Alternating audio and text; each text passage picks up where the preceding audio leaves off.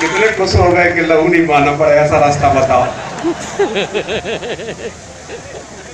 नहीं, लहू की जरूरत पड़ेगी तो बहेंगे, और बिना लहू बहाए भी बहू बेटी की इज्जत बचाई जा सकती है। वो क्या है कि जिस धर्म में ये लिखा है उस धर्म को ठोकर मार दो, तुम्हारी बहू बेटी के साथ, बहू बेटी के साथ कोई अत्याचार करने वाला नहीं रहेगा।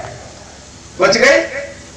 और उसके बाद भी जरूरत पड़ेगी लहू की, तो कौन सा हीरे जवाहरात का पानी है ये, फैलन दो इसको, इतना इसमें मत करो। इसलिए मैं आपसे ये कहने के लिए कि इस लाइन पर जब हम चले तो हमने ये कार्यक्रम क्यों रखा कि जब आरक्षण विरोधी क्या कह रहे हैं, आरक्षण विरोधी कह रहे हैं, क्या कह रहे हैं कि आरक्षण मांगने वालों को जूते मारो सालों को, ये कह रहे हैं। तो हमने सोचा कि पूरे देश में ये नारा लग रहा है। दिल्ली में कहा गया आरक्षण भारत छोड़ो, पत्रिका का पूरे पेज पर लिखा आरक्षण से देश आजाद कराओ।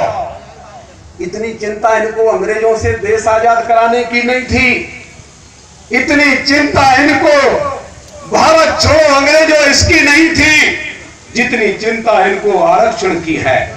तो मैं आपसे कहना चाहता हूं, पर हमने सोचा जब देश का कोई भी पार्टी, कोई भी नेता खुली सभा नहीं कर रहा है, अखबार में बयान देने से आरक्षण नहीं बचेगा।